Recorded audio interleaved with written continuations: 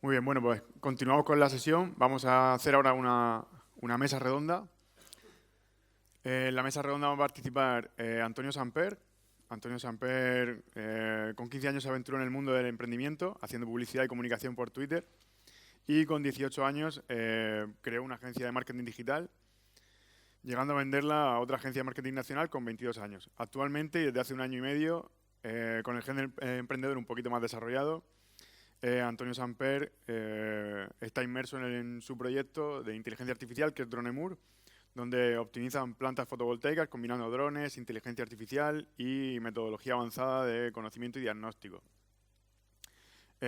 Bueno, si queréis subir, que os estoy presentando y no os he invitado a subir. Van a participar también en la mesa redonda Miguel Rodríguez, que viene de Cela Medical Solutions. Miguel es ingeniero de informática por la Universidad de Murcia, máster en dirección de empresas, finanzas y control de gestión por ENAE, curso de experto en emprendimiento por la Universidad de Cambridge. Ha trabajado en varios sectores, pero siempre vinculados a la tecnología, y durante 14 años ha sido responsable de banca digital. Es profesor universitario de posgrado desde 2001 y en varias universidades y escuelas de negocios, y ha puesto en marcha varias empresas. Y ahora mismo es responsable de tecnología e innovación en Cela Medical Solutions, empresa de la que es cofundador. Y va a moderar la mesa redonda José Carlos Madrid, que trabaja como director de innovación en Grupo Zambudio y que también es socio de la empresa Selecart Asterisco y vicepresidente de Murcia Inteligencia Artificial. Bueno, pues os dejo con ellos. Muchísimas gracias y que vaya muy bien. Muchas gracias. Bueno, pues lo primero de todo, buenos días a todos los que habéis venido y muchísimas gracias. Da gusto, desde la Asociación de Murcia Inteligencia Artificial, nos gusta también hacer eventos, todos los años tenemos algún evento y a veces es difícil poder atraer a mucho público y mucha gente, sobre todo también porque son eventos entre semana, en horario de trabajo y no todo el mundo puede. Estos eventos generalmente tienen mucha más repercusión en redes sociales y se nos escucha mucho más en redes sociales que en el momento. Pero aún así queremos agradecer mucho a la gente que pensamos que son gente que le gusta este mundillo y que son mentes inquietas y que bueno, pues gracias por venir. Decía Chema Alonso, el CDO de Telefónica, que cuando él hace una presentación no va a que la gente mire lo inteligente que es él. A él le gusta que la gente disfrute un rato, que aprenda algo y que se vaya pues, un poco con algo aprendido, ¿no? Y cuando planteamos o nos plantearon esta mesa redonda, pues uno de los objetivos o el principal objetivo era darnos cuenta que todo esto que se está hablando de inteligencia artificial, de las redes, de los robots, de no sé qué, pues realmente existe, realmente está aquí, realmente en Murcia estamos trabajando con inteligencia artificial y tenemos dos casos maravillosos de dos empresas que además tienen una peculiaridad, y es que estas empresas a lo mejor hace 10 años serían imposibles. O sea, estamos hablando de empresas que han aprovechado las últimas tecnologías para poder crear un nuevo modelo de negocio y basarse en él. Y ahora que está tan de moda esto de que el robot te va a quitar el trabajo y todo eso, bueno, pues una vez más, que nos vaya pasando también un poco eso, que una vez más veamos que se están creando un nuevo sector, que se están creando con las nuevas tecnologías nuevos modelos y que la gente que está bueno, ahí en el mundo y que está rápida y que trabaja en ello, pues son capaces de desarrollar este tipo de modelos. Y entonces vamos a ver un par de ejemplos y me gustaría que aprendiésemos un poco, tenemos muy poquito tiempo, pero me gustaría que conociésemos un poco, lo primero de todo, ahora dejaré un par de minutos para que contéis un poco lo que hacéis, pero sobre todo que plasmemos desde el punto de vista de un empresario o de un emprendedor, ¿cómo se afronta esto? Es decir, estas tecnologías y todo, ¿cómo puedo sacar partido de ellas? ¿Cómo puedo yo incluirlo en mi empresa? ¿O cómo puedo abrir un nuevo modelo, una nueva área de trabajo en mi empresa? Bueno, pues ahora hablaremos un poquito de eso, pero antes de nada me gustaría empezar, pues bueno, como no hay un orden, pues vamos a empezar por Antonio Samper. Dronemur, que es una empresa fundada en 2015, si no me equivoco. Bueno, eso he leído por ahí. Eso es lo que es el proyecto actual de Dronemur. Llevamos un año y medio en el proyecto. Sí que llevamos haciendo algunos pinitos en el mundo del emprendimiento aplicado al marketing digital. Pero sí, el proyecto en el que al final estamos sumergidos es Dronemur y en ello, la inteligencia artificial para nosotros, creo que arrancamos ya con ella.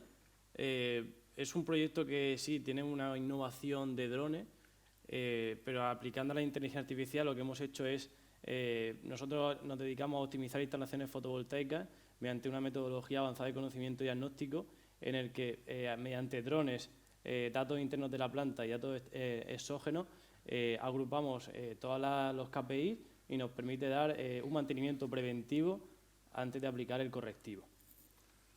Muy bien, pues me gustaría que más que una especie de entrevista y todo eso, invito también a Miguel, sea una conversación, ¿no? Ahora que están tan de moda estos podcasts y todo eso, de hecho creo que alguno ya tiene podcast, y que vayamos conversando. Me equivoco mucho si digo que esto hace unos años era imposible que estéis aprovechando estas tecnologías. ¿Cómo llegáis un poco a eso? Pues a mí siempre, de hecho, siempre me ha apasionado. Yo siempre he dicho que soy un ingeniero aeronáutico frustrado. Yo no soy ingeniero, pero desde pequeño siempre me ha gustado la ingeniería aeronáutica.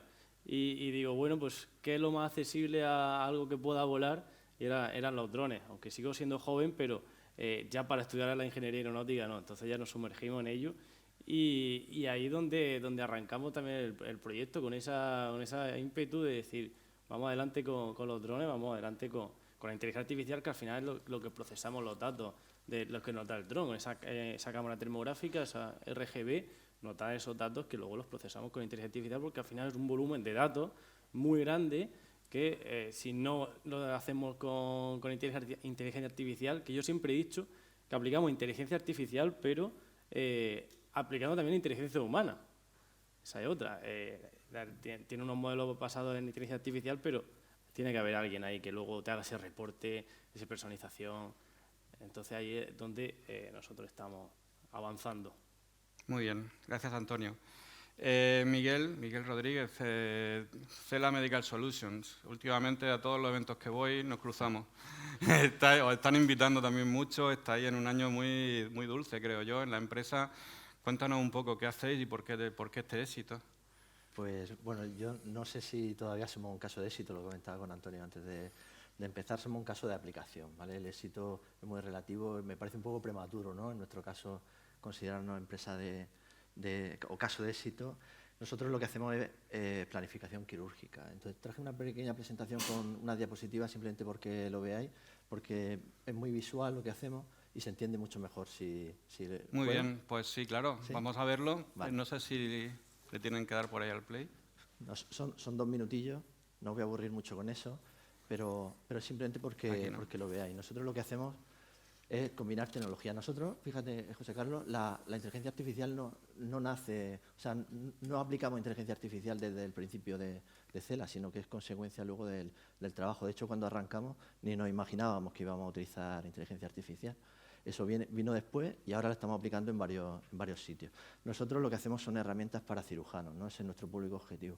No hacemos herramientas para diagnóstico. El diagnóstico, que es otra rama donde la inteligencia artificial se está aplicando en medicina, ya nos viene hecho. Entonces, los cirujanos, para preparar una cirugía compleja, una cirugía normalmente oncológica de cáncer, tienen que planificarla y para planificarla utilizan imágenes en blanco y negro, un TAC, una resonancia, imágenes en 2D, ¿no?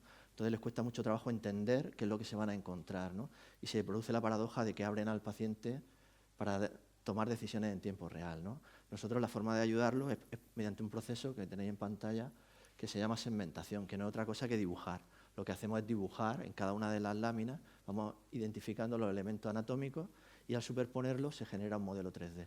Ese modelo 3D es una copia de la anatomía del paciente y que permite una percepción totalmente distinta, ¿no? Y esto se lo entregamos al cirujano en una aplicación que hemos desarrollado, en una aplicación web, donde él, a través de un navegador, ve el paciente que va a operar, el paciente que va a intervenir, ¿no? Y puede simularlo, tiene un montón de herramientas, puede ver los elementos diferenciados, puede planificar la cirugía, incluso simular procedimientos quirúrgicos. Entonces, tratamos de reducir la incertidumbre y las sorpresas, ¿no? Lo podemos hacer impreso en 3D para que tenga encima de la mesa una réplica del órgano a tamaño real. Y bueno, y esto antes de la cirugía, pero durante la cirugía lo que estamos trabajando es meterlo dentro del robot quirúrgico. En concreto, esto es en el robot Da Vinci, que actúe como si fuera un GPS. Yo voy viendo la anatomía del paciente y abajo veo las decisiones que tomé antes, ¿no? Y un último vídeo para enseñar muy rápido hacia dónde vamos, ¿no? Que sería la realidad aumentada. Eso es lo que está viendo el cirujano, poder superponer el modelo 3D de manera que ve a través de los tejidos, ¿no? Ese es un poco el camino que estamos siguiendo. La idea es que el cirujano pueda planificar la cirugía, pueda simularla y luego pueda ejecutarla, ¿vale? Esto es un ejemplo de un modelo generado por nuestra IA, ¿vale? Eso es muy rápido lo que hacemos para que tengáis una percepción visual, porque si no cuesta un poco trabajo de explicar, ¿no? Bueno, y esto de expectativa o realidad lo comentamos luego por comentar, ¿no? el qué punto estamos y hacia dónde llegaremos. Gracias. Pues muchísimas gracias. Yo creo que ha quedado bastante más claro un poco. De hecho, yo estuve buscando en Internet porque decía que hacía segmentación semántica y a mí se me escapaba un poco. Yo vengo también, porque ahora que está tan de moda el tema este de las IA generativas, el ChatGPT, el Stable Diffusion, se nos olvida que la IA es mucho más. O sea, es verdad que las IA generativas son muy espectaculares, pero la mayoría de las empresas no se basan en eso para sus modelos de negocio, se basan en otro tipo de cuestiones, como por ejemplo, y yo venía también del mundo del fintech, con el tema de la segmentación de clientes. O sea, en los bancos, por ejemplo, en función de las características de sus clientes, pues la IA es muy potente a la hora de buscar grupos que sean afines en ciertas características. Y esto mismo, o sea, a mí me da igual tener datos de clientes que tener imágenes del cuerpo humano, y en vez de buscar clientes que tengan características similares, puedo buscar pues píxeles, por así decirlo, con características similares. Y un poco lo que yo leía era que la diferencia entre detección y segmentación semántica era que la detección te ve un poco el perfil de un animal o de lo que sea, lo detecta, pero la segmentación, digamos que pinta o colorea todo lo que es el órgano o lo que sea que estéis trabajando, ¿no? Exacto, va un poco más allá. Lo que sería la detección o la clasificación es especialmente útil en el diagnóstico. Es decir, que tú veas una imagen médica y puedas decir que ese paciente tiene una determinada patología. Eso sería la detección, ¿no? Incluso señalarla, ¿no? en un marco que diga, en esta región hay esa patología. Nosotros lo que tratamos es de ir un poquito más allá. La segmentación lo que hace es delimitar los bordes, porque en este caso, para un cirujano, el borde preciso es fundamental, porque determina las distancias que tiene, por ejemplo, un tumor a otro elemento. Si un tumor toca o no toca una vena, le cambia la cirugía, ¿no? Cambia el planteamiento. Entonces, no basta solo con señalarlo, que de hecho a nosotros ya nos llega el diagnóstico, ya lo ha hecho un radiólogo. El cirujano ya sabe lo que tiene el paciente. Nosotros tenemos que aportar algo más allá. Y aquí el contexto semántico, nosotros empezamos trabajando redes individuales para cada órgano. Hacíamos una red específica para páncreas, por ejemplo, trabajando sobre tomografía computerizada, sobre un TAC, y otra diferente para el estómago. Y ahora lo que hacemos son redes multilevel, son redes que aprenden del contexto, entonces aprenden de la relación que tienen los diferentes órganos entre sí, ¿no? Añadiendo ese componente semántico. Ah, qué bueno.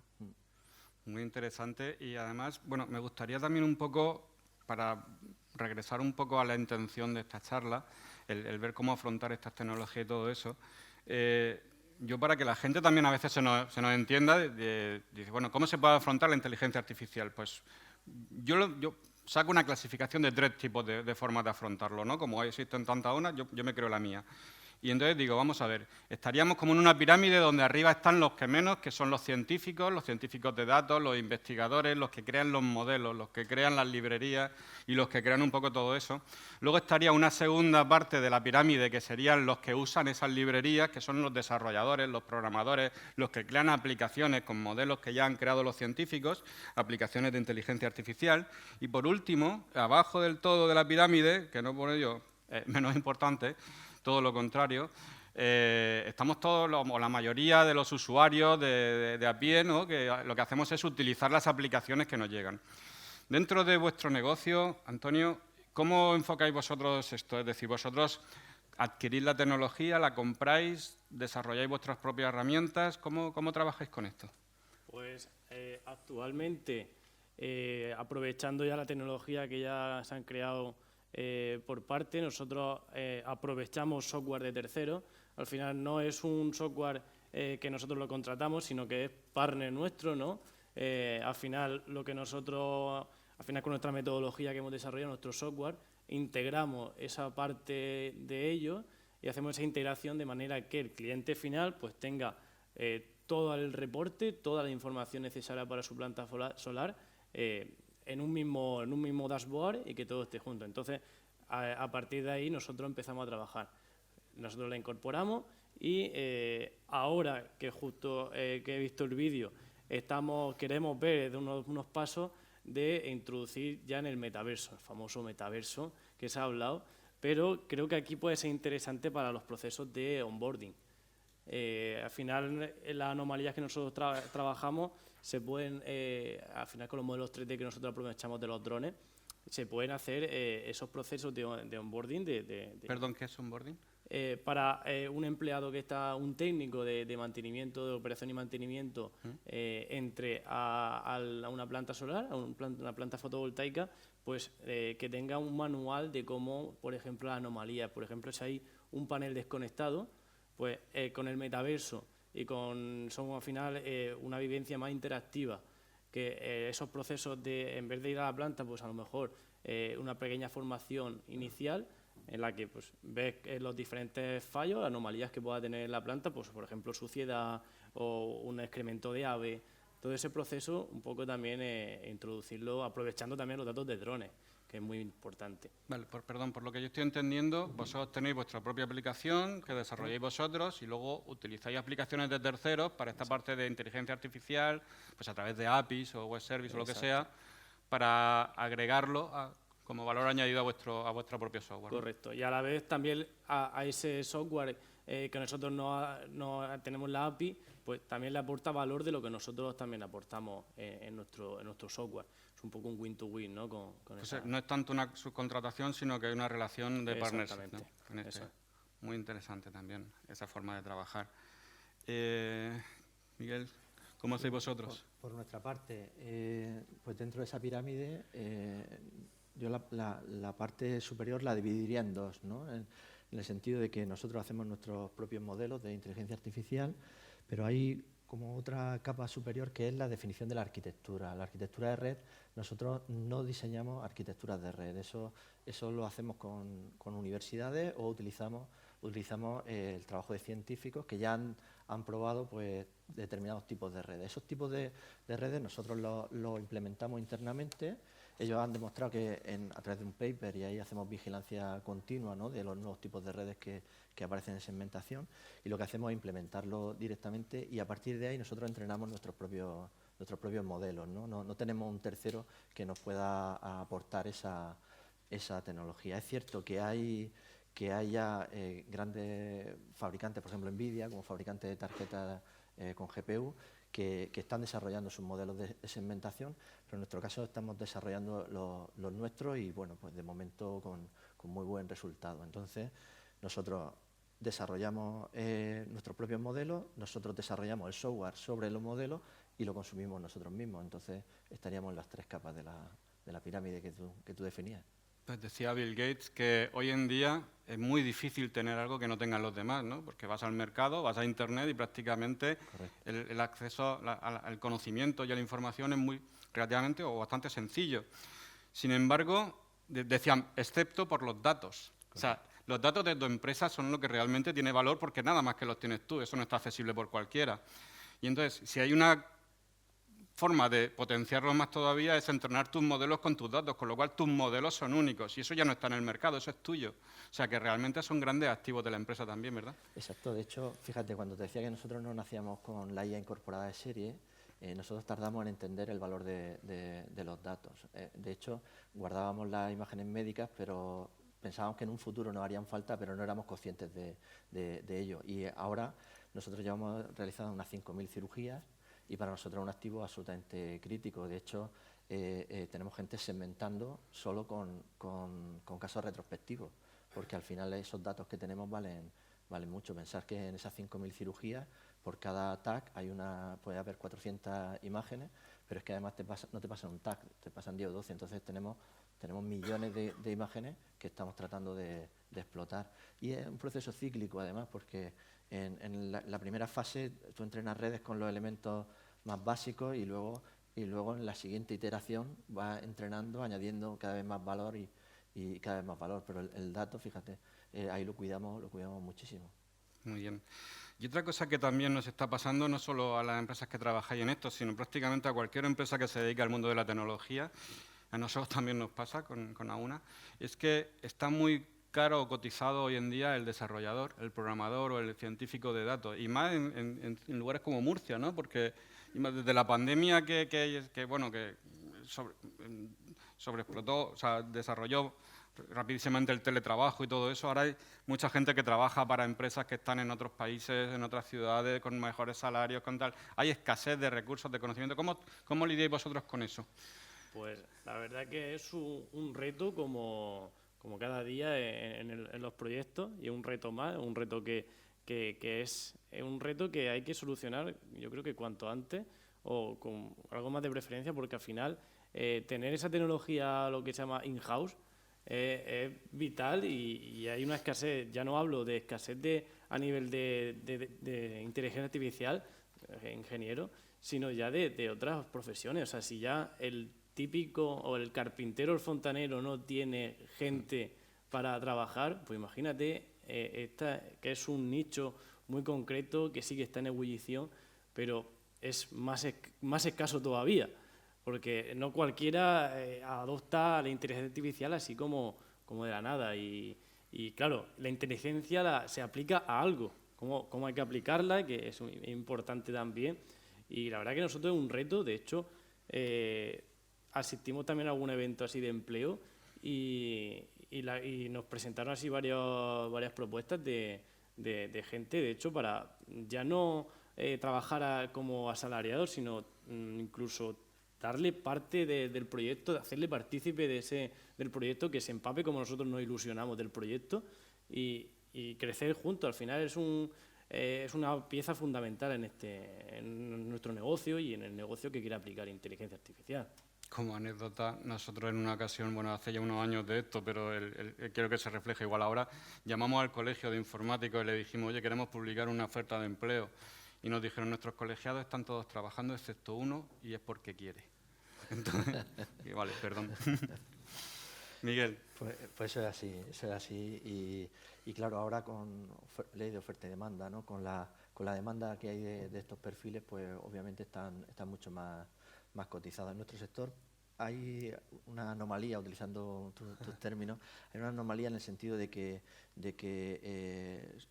se está potenciando mucho últimamente la figura del ingeniero biomédico, ¿no? Que trata de unir ingeniería y medicina.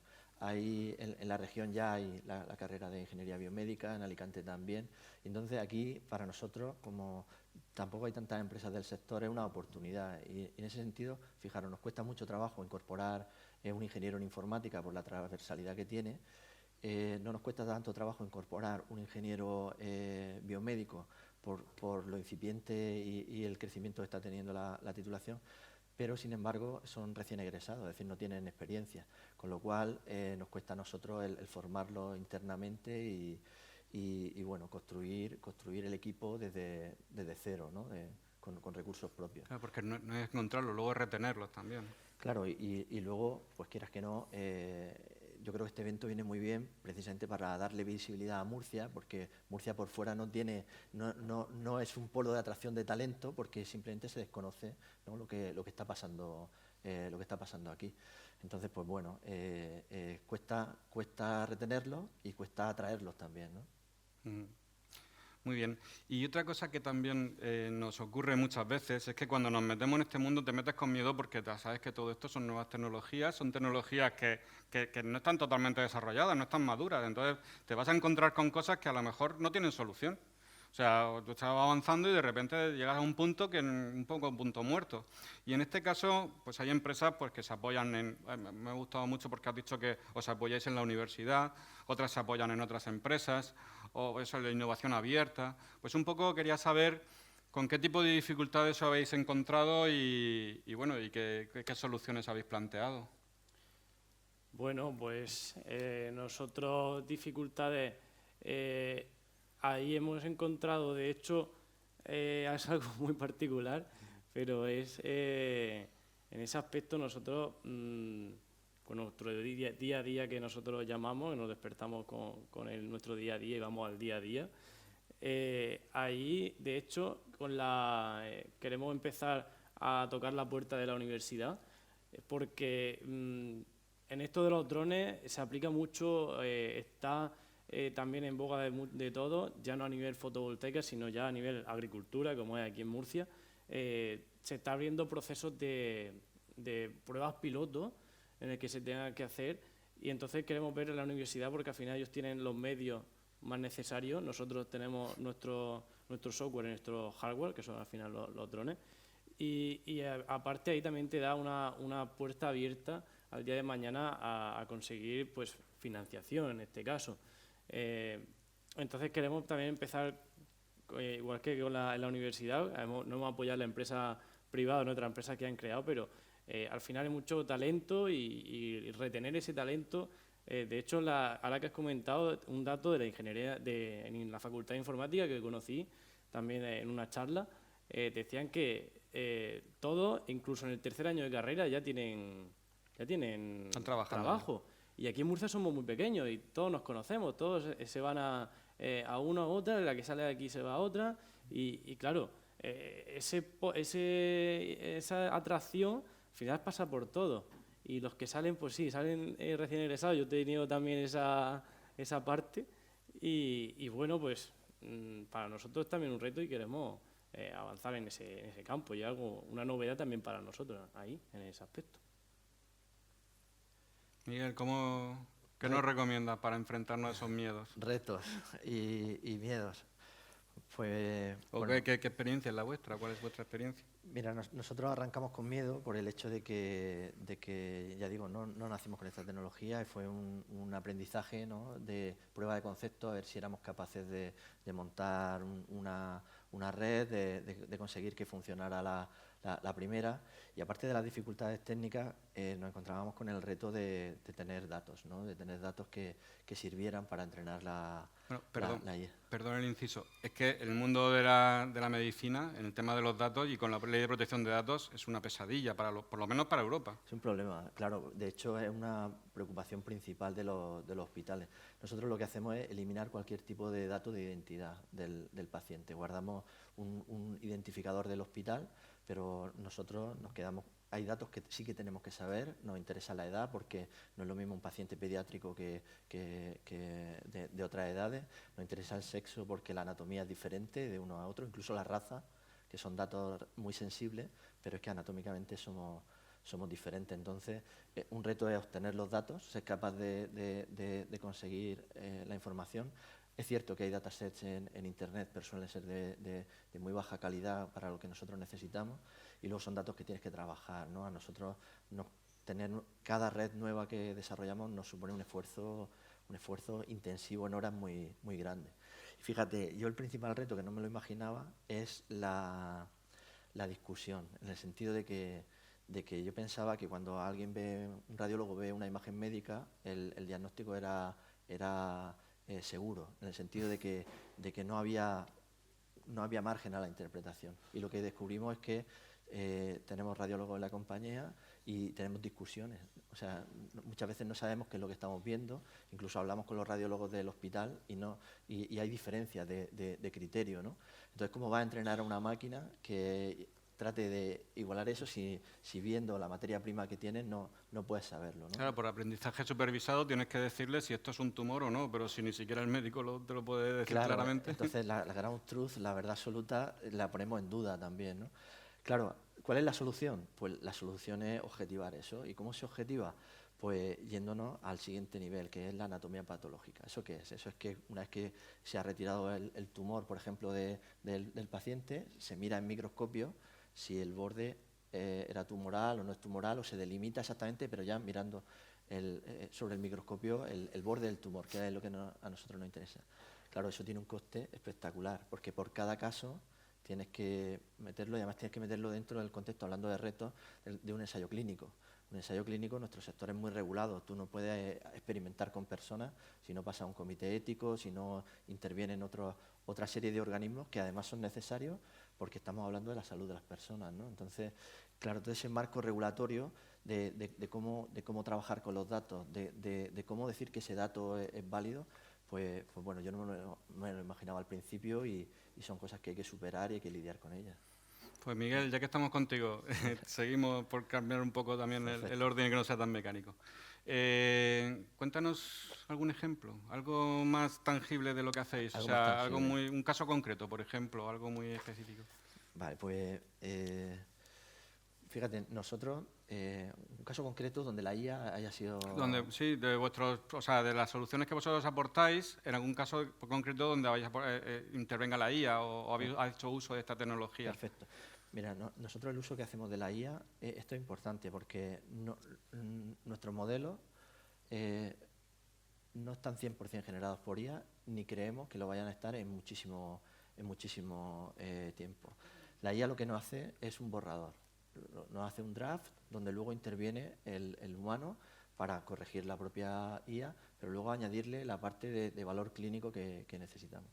En función del tipo de cirugía que se esté planteando el doctor, hay que añadir unas cosas o quitar otras, hay que discutir con el doctor. De hecho, nosotros, nuestros casos no son, ya digo, no son automáticos, no somos un software, una caja negra donde entra la imagen médica y sale el modelo listo para utilizar, ¿no? Sí creemos que en el futuro habrá circunstancias donde se pueda tener eso, ¿no? Y estamos trabajando en una versión light del producto para casos sencillos. Entonces, nosotros añadimos siempre una capa por encima de inteligencia humana, incluso por el vértigo que te da, ¿no? Que una máquina te diga dónde está el borde del tumor sin que lo haya supervisado un radiólogo por las implicaciones que tiene. A nosotros nos ha ayudado en el hecho de que agiliza mucho el proceso y a veces nos ha permitido detectar tumores. Tú piensas que son 400 láminas donde tienes que ir viendo, donde te dicen, oye, este paciente tiene un tumor en el páncreas y tú te fijas en el páncreas, ¿no? Pero cuando tú pasas la inteligencia artificial, busca tumores en cualquier sitio. Y entonces a veces hemos encontrado tumores que el hospital no había detectado, ¿no? Entonces, para eso nosotros sí lo consideramos un caso de éxito de aplicación de la IA. Luego es un humano el que corrobora que es un tumor, pero claro, la búsqueda ya no la haces limitada a donde crees que está el problema, la haces en toda la ventana de datos que te pasan. Es muy interesante lo que cuentas porque dicen gente que se dedica a esto que una de las mayores dificultades que ahora mismo en los proyectos de inteligencia artificial es cubrir las expectativas de la gente. Porque es verdad que la gente se piensa que tú vas a llegar y le vas a cambiar el mundo y le vas a cambiar todo y disruptivo y no sé qué, pero luego es verdad que aporta muchísimo valor, pero que tampoco te pienses, o sea, habrá casos que sí, pero que... Y nos pasó también en el puerto de Cartagena, por ejemplo, en algún proyecto donde nosotros decíamos, las soluciones que te dé la IA a día de hoy todavía deben de ser supervisadas por humanos. Totalmente. Esto es el primer paso para que a un futuro sean automáticas, pero a día de hoy el humano sigue teniendo que intervenir, ¿verdad? Correcto. ¿Nos cuentas algún caso vuestro también que tengáis con el tema de inteligencia artificial, algún caso concreto, por ejemplo, algún proyecto que hayáis hecho o algo? Sí, claro. De hecho, lo que comentáis está ahí lo cierto lo comparto con vosotros, que yo siempre he dicho que hay inteligencia artificial supervisada por inteligencia humana. O sea, vamos a ser realistas de que de momento no es como un horno que le da el bollo y te lo saca recién hecho. Al bollo también tienes que echarle cositas por encima como el chocolate, pues aquí es igual. Nosotros sí, nos agiliza muchísimo el proceso porque al final nosotros nos juntamos con una planta normal de 5 megas, pues a lo mejor te puedes juntar con 1000, 2000 o 3000 fotos.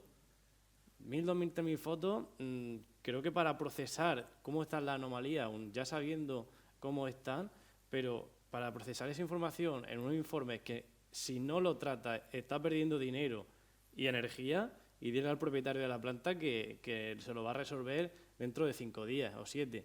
Pues a lo mejor ahí hay mucho dinero en juego y entraría el papel de la inteligencia artificial para agilizar todo ese proceso y nosotros darle ese informe ya hecho. Por abocarlo un poco en un caso general, en un caso nuestro práctico, pues nosotros al final somos los... A veces puede que esté mal visto, pero porque nosotros vamos a ver dónde están los fallos. O sea, realmente resolvemos una de esas, pero si hay algo está mal, te lo vamos a decir. Y hay que corregirlo.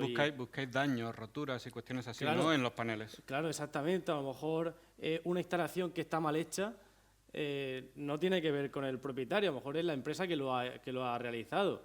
Y ahí entraría ya discusiones de, oye, es que esto me lo han hecho mal, yo no lo he hecho. Aquí entramos en ese terreno, aunque está todo muy supervisado, pero al final una planta solar está expuesta a cualquier inclemencia meteorológica, desde granizo, rayos, nieve, si hay nieve, suciedad de polvo. Entonces, bueno, pues nosotros hubo un caso práctico en el que el cliente no sabía que estaba perdiendo tanto dinero como él pensaba, porque él ve el interno, el SCADA, que es el sistema interno, me dice, vale, hay una reducción. Él no sabe por qué, porque al final el dron lo que obtenemos es fuentes externas. ¿Qué está pasando fuera? Él tiene interna. Hay una caída, pues, oye, pues a lo mejor sabe hoy que está nublado, pues a lo mejor será por eso. No, nublado también produce la planta, de hecho cuando hace frío también produce, porque el panel se enfría y produce un poquito más. Y entonces ese cliente no se daba cuenta de lo que estaba perdiendo. Estaba perdiendo a lo mejor un 3%, pero un 3% en una planta normalita de 5 o 4 megas, estamos hablando de unas cantidades elevadas de dinero. Y la verdad es que casi nos hace una ola cuando le presentamos el informe y nos dice, joder, pues yo pensaba que no estaba perdiendo tanto, o esto a lo mejor hay que meterle un poco más. Ellos actuaban en el plan correctivo, cuando hay un fallo, actúan. No, nosotros anticipamos al preventivo, vayamos un poquito más. El correctivo sí lo aplicamos, pero una vez que hemos hecho el preventivo. Claro, porque desde nuestro punto de vista, perdona, desde nuestro punto de vista, la revisión de los paneles visualmente pues puede parecer más o menos intuitiva, pero que puede tener una planta, 5.000, 10.000 paneles o algo así, claro, es que pues, eso... Exactamente, habla dependiendo de los megas que están instalados, pero sí, en una planta normalita están en los 5.000, 4.000 paneles, 10.000, es una exageración, de hecho nos vamos hasta 50.000, 60.000 paneles, perfectamente. Creo que eso humanamente es imposible prácticamente de recorrer, pero sí que puedes programar unas tareas de monitorización con drones cada cierto tiempo, ¿no? Para revisión. Eso es, que al final lo que se estaba haciendo ya no hasta hace 3, 4, 5 años, que los drones no existían o no estaban tan aplicados a la fotovoltaica, se hacía a pie. Se iba con una cámara termográfica de mano, iba panel por panel a ver la anomalía que haya. Cuando en el dron... 50.000 paneles. Exacto. Un dron, una hectárea de terreno, una hectárea equivale más o menos a 1 mega, está haciendo en 10 minutos. En 10 minutos se está haciendo una hectárea de terreno. Cuando antes podría llevarle días o incluso una semana en recorrer toda la planta. Entonces, sí, después se utiliza porque el dron no te va a solventar, no te va a reponer el cable, todavía no hemos llegado ahí, pero sí que te va... y con ayuda de la inteligencia artificial, pero sí que ya trabajamos sobre algo, ya la persona que va a pie ya va a ese panel, a esa ubicación, de hecho te damos un mapa donde tú tienes la ubicación exacta de la anomalía y solo tienes que ir a arreglarla y a lo mejor es un cable que está desconectado, pero bueno, eso ocasiona mucha pérdida. Nos viene muy bien este ejemplo porque yo quería preguntaros ahora cómo pensabais que la inteligencia artificial le había dado valor a vuestra empresa. O sea, había convertido vuestra empresa en algo que era mejor que lo que había hasta ahora. Y un poco nos estás poniendo un ejemplo, ¿no? Sí, eso es. Al final, como ya he dicho, nosotros empezamos ya con inteligencia artificial porque ya de primera es una diferenciación que sí que todas las empresas de drones utilizan el software para hacer esa inspección, esa detección de anomalías, esa entrega de informes, pero claro, nosotros vamos a ir más allá con nuestra metodología. Entonces ahí eso es realmente útil, interesante y que al final la inteligencia artificial se aplica a eso, pero es que tiene proyección para aplicarlo en multitud de cosas aplicadas a los drones y la fotovoltaica. Ya no hablo porque tenemos cosas incluso entre ellos, nosotros en común, de los 3D. Al final con esa planta fotovoltaica podemos hacer un 3D, incluso también podemos hacer realidad aumentada. Ahí ya entra en juego... Algo parecido a la cirugía, ¿no? Que cuando llega el mecánico y tenga que solucionar algo, vea ya una imagen superpuesta que le diga dónde está el tornillo que tiene que ajustar, dónde está el cable que tiene que cambiar. Correcto. Y aquí hay muchos players. También se puede transmitir en directo la señal que el dron transmite a los diferentes propietarios, diferentes partners o players que estén en la planta fotovoltaica, porque aquí no hablamos de un solo propietario, sino que también hablamos de la empresa que redistribuye la energía, todos los diferentes que hay. Entonces, ahí ya también entraría la inteligencia artificial que pueda superponer, incluso ya, porque nosotros hacemos las fotos y luego procesamos, pero ¿quién dice que a lo mejor cuando el dron ya procesa esas imágenes a partir de la toma de datos? O directamente lleva la red 5G lleva un ordenador que directamente está procesando. O sea, hay evolución ahí para lo que queramos nosotros aumentar. Me gustan mucho los ejemplos de vuestras empresas porque fijaros que es otra de las características de la inteligencia artificial, ¿no? Que es que la misma tecnología la puedes aplicar a diferentes sectores y pueden salir dos negocios totalmente diferentes basados los dos en lo que es la visión por computadora y todo este tipo de... ¿no? De hecho, no solo la tecnología, sino que el propio concepto es similar, en el sentido de que lo que los dos hacemos son gemelos digitales de algo. Esto hace una reconstrucción 3D de una planta fotovoltaica y le aplica inteligencia para detectar anomalías o otro tipo de circunstancias. Nosotros la inteligencia artificial la utilizamos para crear el gemelo digital, en este caso del paciente, y nuestra detección de anomalías también estamos trabajando en ella. Nuestro siguiente paso, por contestar a tu pregunta, ¿no?, de cómo la utilizamos para escalabilidad, en el sentido de que la IA no hace un borrador, con lo cual en esas 400 láminas el radiólogo se encuentra parte del trabajo hecho y se puede centrar realmente en la parte donde se aporta valor. Pero eso de puertas para adentro, de puertas para afuera, nosotros sí que nos planteamos el hecho de tener un producto donde bajo determinadas circunstancias prácticamente el 100% del trabajo esté hecho por una IA y firmado por un radiólogo. Eso creemos que lo podemos hacer. Ahora hay que cuidar mucho lo que hablábamos de la expectativa. Ahora os enseño una imagen para que lo veáis. Y luego, el siguiente paso, que detección de anomalías que estamos hablando, nosotros estamos trabajando en una línea que se denomina radiómica. La radiómica es el siguiente paso de la aplicación de la inteligencia artificial, en este caso a la imagen radiológica. La diferencia es que hasta ahora nosotros trabajamos con lo que un radiólogo informa y por tanto tratamos de ayudarle al radiólogo.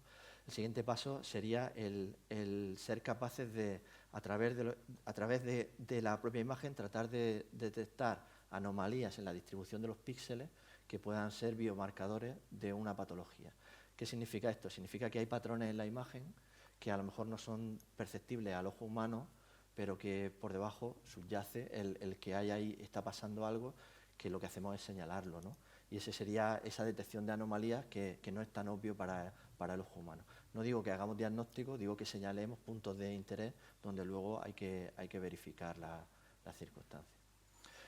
Y luego siempre cogiendo esto con la distancia de entender que no se puede considerar lo que te diga una IA como la verdad absoluta, que lo comentabas tú antes, ¿no? Un poco el riesgo que había de expectativas, ¿no? De decir, no, es que me lo ha hecho la inteligencia artificial y por tanto es así. Esto me lo comentaba alguien de Telefónica, que no es que sea tampoco, o sea, que le está pasando a Telefónica. O sea, Claro, de hecho hay un riesgo de sesgo con los datos que se ha entrenado, ¿no? Entonces, de hecho, se llama de aplicación de dominio. Nosotros entrenamos una inteligencia artificial con un determinado tipo de imágenes o con un determinado tipo de paciente o con un determinado tipo de patología y esa misma inteligencia artificial le cambia el tipo de imagen, le cambia el tipo de paciente o la patología y no acierta, pero vamos, ni de lejos, ¿no? De hecho, lo que decía es que hay diferencias anatómicas. Por lo que sea, por ejemplo, vemos que en Alemania tienen el hígado más desarrollado, ¿vale? No quiero entrar en por qué, ¿no? ¿Qué tipo de entrenamiento tienen allí? Pero es cierto, y anatómicamente hace que nosotros tenemos un modelo específico para ese tipo de paciente. Entonces, si tú ese modelo lo aplicas a otro tipo de paciente, a otro tipo de imagen, pues realmente vas a obtener resultados que son erróneos. Y fijaros, estamos hablando de un tema tan delicado como el cáncer, que si te abraza a ellos como verdad absoluta, pues puedes producir más daño que beneficio aportan, ¿no? muy bien. No sé si quería enseñarnos algo. Ah, sí, bueno, tengo aquí aprovechando que estamos terminando. Súper rápido, por el hecho precisamente de la expectativa, ¿no? Lo que nos imaginábamos nosotros al principio es que era esto, ¿no? El decir, voy a utilizar un software que me permite identificar el hígado. Fijaros, el hígado y la vesícula súper rápido. El hígado se identifica perfectamente con unos bordes totalmente delimitados, ¿no? Nuestra inteligencia ya lo hace y tiene un DICE. El DICE es la correspondencia con lo que haría un radiólogo En este caso los hígados los tenemos en un 98%, es decir, prácticamente hay unos píxeles de diferencia y podríamos considerar que lo haría prácticamente igual que un radiólogo, en este caso que es tan bonito. Pero fijaros, a nosotros nos llegan casos complicados, ¿no? Donde el caso 1 sería el que tenéis, el caso 2 donde no se identifica el hígado, donde el hígado está deformado, donde el hígado tiene metástasis, donde el hígado tiene cirrosis, donde es que es imposible ver nada, ¿no? Entonces, ¿cómo una inteligencia artificial te puede dar lo que tiene a la derecha, ¿no? O dibujártelo bien? Es que no tiene nada que ver. Para una inteligencia artificial son mundos totalmente diferentes. La que funciona bien en el uno no te va a funcionar bien en lo otro. Y entonces aquí nos queda muchísimo recorrido. Entonces, bueno, Hay trabajo. O sea, que la gente que dice que el robot nos quita el trabajo, no, aquí lo que hay que hacer es ponerse a trabajar. De hecho, fíjate, aquí hay un debate interno muy interesante, porque nosotros los modelos los hacíamos a mano al principio. Lanzábamos algoritmos semiautomáticos que habíamos desarrollado y bueno, era pintar, ¿no? Cuando mi hija me preguntaba qué hacía en el trabajo, yo lo que hago es pintar, en amarillo el tumor y en rojo la arteria, ¿no? Eso ya tenemos un equipo de gente que lo hace y ellos mismos pues tienen la duda de, oye, ¿qué va a pasar con mi puesto de trabajo? Realmente no hay un especialista en segmentación en el mercado, los tenemos que formar nosotros. Estamos hablando con la SERAN, con la Sociedad de Radiología, para ver si tiene sentido crear una categoría específica de puesto de trabajo que antes no existía. Y eso nos está pasando a nosotros. ¿Y qué es lo que yo creo que pasará en el futuro con la gente de nuestro equipo de operaciones? Pues sí creo que en los casos fáciles una IA lo hará y pasarán a ser más como un técnico de calidad que supervisa, que la IA lo ha hecho en ese caso fácil y luego nos ayudarán a seguir entrenando las siguientes IAs. Y esto no tiene fin. Al final es un proceso, como digo, de ir enriqueciendo e ir enriqueciendo. Entonces, el llegar a ser... O sea, el puesto de trabajo podríamos hablarlo como entrenadores de IA, al final, en este caso en el sector médico. Pues hay trabajo y hay un campo enorme para entrar. Eso. Pues yo creo que con esto, bueno, no tenemos más tiempo, hemos hecho un poco un repaso rápido de cómo es emprender en el mundo de la IA o con la ayuda de la IA. Y nada, pues estamos un poco a vuestra disposición si alguien quiere hacer alguna pregunta, alguna de las dos empresas.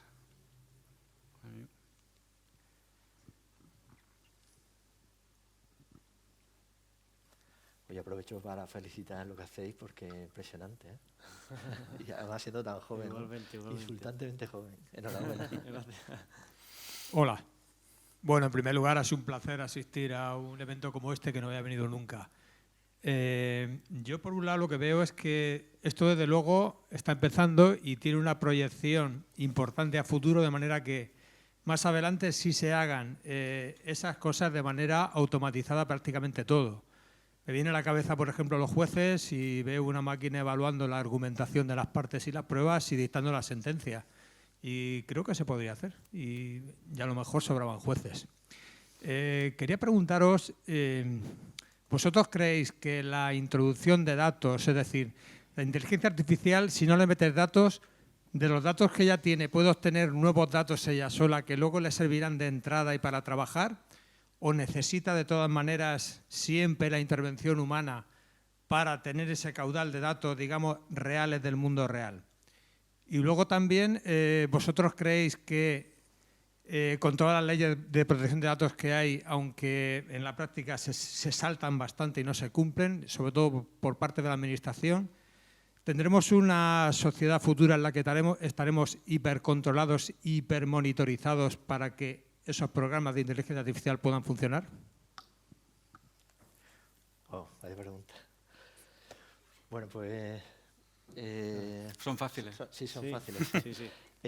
Mira, en cuanto a que la inteligencia artificial sustituya al humano, yo creo que durante mucho tiempo, mucho tiempo, va a ser un soporte a la toma de decisiones. Es decir, habrá cosas que a un humano nos cueste trabajo identificar y que nos ayuda. Pero siempre hay un componente ético que creo que tiene que estar por encima de todo esto, ¿no? De hecho, insisto en el riesgo del problema del sesgo con el que con el que se entrenan los datos, ¿no? Sabéis que acaba de publicarse una nueva ley de inteligencia artificial que dice que tienes que informar si un contenido ha sido generado por inteligencia artificial, y en determinados sectores como el nuestro deberías de tener transparencia para informar con qué datos se ha entrenado esa inteligencia artificial. Entonces, si tú a un médico le estás diciendo que esto es un tumor, tendrías que decirle, ojo, que ha sido entrenado con estos datos para que él al final tome la decisión, y además que no sea la única fuente de información. Es cierto que hay muchas cosas que ya digo, te presentará un borrador y luego en función de las implicaciones, yo un juez creo que le podría ayudar a la toma de decisiones, pero la decisión final creo que debería ser de un juez. No sé si vosotros pensáis. Yo quería hacer un comentario sobre eso, simplemente no sé si sabían que ya se había hecho. Es decir, esto se hizo un experimento en Argentina y se intentó entrenar una IA con resoluciones judiciales, y el problema que se encontraron fue que los resultados de la IA tenían los mismos defectos que todos los demás, porque lo habían entrenado con los mismos problemas que, claro, si tú coges todas las resoluciones que habían en el histórico, con todos sus sesgos, racismo o lo que sea, y entrenas esa IA así, la IA va a salir así, y va a salir con esa información. Yo estoy convencido que con el tiempo todo eso mejorará y se podrá llegar a otro tipo de soluciones, pero de momento los experimentos que se han hecho en ese campo o en ese ámbito no han mejorado mucho la situación. Sí, yo comparto lo mismo que mi compañero, y creo que a día de hoy es un poco incierto decir que vaya a sustituir directamente al juez. De hecho, nosotros decíamos también en los pitch que hacíamos, los drones van a sustituir a las personas. Pues yo creo que de momento no. Bueno, el paseador, el que se pasea por los 5.000, ese a lo mejor sí. Sí, pero al final tiene que manejarlo alguien. Y eso, aunque esté en la oficina, en su casa, pero al final tiene que manejarlo alguien, y creo que en ese aspecto también. Entonces, claro, al final la inteligencia artificial se enriquece de los datos que tú le des. Hablamos de los jueces, pero hablamos también de nosotros. Si le damos ciertas fotos que se repiten, pues al final vas a ver en ese momento dónde va a estar esa anomalía, y al final en función, y con la nueva ley de IA, pues esto va en función también como nosotros los drones. Nosotros creo que ahí no nos pilla sorpresa, porque estamos también muy restringidos al vuelo. De hecho, si volamos muchas veces nos miran como ladrones, parece que están haciendo algo. Entonces, creo que ahí en esa ley, como pasa en mucho, es prohibir, restringir, prohibir, restringir. De hecho, para una empresa top a nivel de los drones, Europa es el tercer mercado por detrás de Asia y Sudamérica para venta de drones, siendo Europa como somos nosotros de desarrollados. Y Antonio, ¿y el gran hermano nos debería de preocupar? O sea, esa supervigilancia que nos comentaban. Sí, eso es un reto. De hecho, ahí ya se está trabajando mucho. Lo bueno es que nosotros no nos sacamos personas. Los datos al final son de la planta, pero bueno, ahí también tenemos la trazabilidad de los datos que le damos. Y eso también es... De hecho, en Europa yo creo que es el sitio donde más tranquilos podemos estar, ¿no? Aquí, en cuanto a privacidad, sabéis que el Reglamento General de Protección de Datos cuida mucho las garantías de privacidad, y la nueva ley lo que dice es que hay determinados usos donde la IA está prohibida. No se puede hacer reconocimiento biométrico de rasgos faciales, por ejemplo, o clasificación de personas en un contexto público. Se puede hacer en determinados contextos de entornos policiales y muy delimitados. Ese gran hermano es una preocupación. En China, por ejemplo, esa dificultad de acceso a los datos que nosotros tenemos a lo mejor son más laxos, ¿no? Y de hecho el propio gobierno tiene soluciones de reconocimiento facial y bueno, por el propio contexto político, ahí yo veo que la IA va a contribuir mucho a eso. Aquí en Europa sí existe una preocupación enorme por esa protección y la garantía, ¿no?, de los derechos individuales, y creo que esta ley va en ese sentido.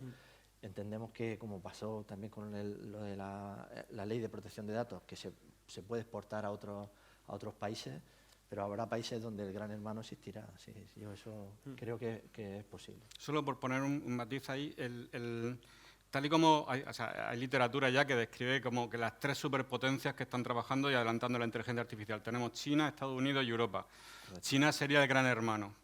China ya lo tiene. O sea, China no tiene limitación de datos, tiene toda la información, tiene incluso una clasificación de los ciudadanos en función de sus acciones.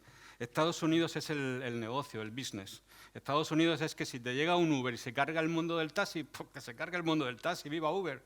Y viva las empresas, por eso tienen los Big Five estos que tienen, ¿no? Las 5 superpotencias en el top 10 mundial. Y porque les da igual, porque se carguen lo que se carguen. Pero Europa es el actor que pone límites. Europa es la que dice, sí, lo que queráis, pero si queréis trabajar aquí, los datos de dónde vienen, la información en Europa, el tal, y son los que regulan. Y es verdad que la nueva ley de inteligencia artificial ha tenido muchísimas críticas por las dificultades que ponen a la investigación, nos dificultan avanzar, pero al ciudadano le protege también, y alguien tiene que hacerlo, con lo cual, bueno, tiene su parte positiva y su parte negativa. Bueno, sí, simplemente, si me permitís, ya que ha salido el tema y que hay un experto en drones, digamos, en máquinas. Yo es que tengo un coche viejo, por desgracia, hace mucho tiempo que no me compro uno, pero hace poco me enteré de que los coches nuevos salen con un sistema que si tiene un accidente, una salida a la carretera, etcétera, en ese momento se da traslado a una central que automáticamente pone a los servicios de alerta en marcha. Eso quiere decir que ese coche está monitorizado y controlado a dónde va en cada momento. Entonces, eso la verdad es que me parece increíble. Yo no sé si cuando alguien se compra un coche nuevo firma una autorización para que sus datos puedan ser tratados. No sé si hay alguien que se lo ha comprado hace poco, me gustaría oírlo, porque eso es claramente un manejo de datos, un tratamiento y una creación de base de datos. Y sin embargo eso, pues nada, hace unas semanas me enteré y que yo sepa eso está en marcha. Sí, eso al final es, creo que algo que aunque no queramos nos lo van a imponer o va a ser así, a no ser que bueno, sea algo más restrictivo, pero es que estamos monitoreados y es que te compras un coche, te compras cualquier cosa y es que estás monitoreado por cualquier momento. No necesitas un coche, al final tienes un móvil encima. Y ya está, ya está monitoreado, ya sabe el GPS, como decían, Alexa nos escucha. Pues yo creo que sí. La mayoría de las aplicaciones que llevamos en los móviles, cuando aceptamos usarlas, aceptamos que nos sigan. Entonces, bueno, ahí también la importancia de la regulación europea, porque estamos desprotegidos ante eso. Es decir, ayer, por ejemplo, yo aceptaba también, decía, si usted continúa el año que viene utilizando esta aplicación, damos por entendido que acepta las condiciones. Hombre, es una forma muy... Pues esa, la regulación tiene su porqué también. Sí, lo que pasa es que te avisan, ¿no? en ese disclaimer infinito que te ponen al principio, pero no sé dónde leí que la vida es muy corta para estar aceptando cookies, ¿no? Entonces, pues esto igual, al final existe la obligación legal de informar qué uso hacen de tus datos, pero al final como usuario tú lo que piensas es en el valor añadido que te da. En el caso de los coches, el valor añadido muchas veces lo vinculan a pólizas de seguro, ¿no? El hecho de que si tú eres un buen conductor y puedes demostrarlo a través de la monitorización de tu conducción, pues tienes un descuento en la prima de seguro, porque demuestras que eres un buen conductor. Claro, aquí hay un balance que, de hecho, esto no es de ella, es más de protección de datos. La propia ley de protección de datos prohíbe explícitamente la creación de perfiles de personas, perfiles automatizados a partir de datos que el usuario no haya autorizado el uso explícito para esa creación de perfiles. Bueno, pues yo agradeceros a todos una vez más y a vosotros dos y nada, pues creo que nos hemos pasado unos minutillos, pero esperamos que haya sido por lo menos de interés. Muchísimas gracias. Gracias.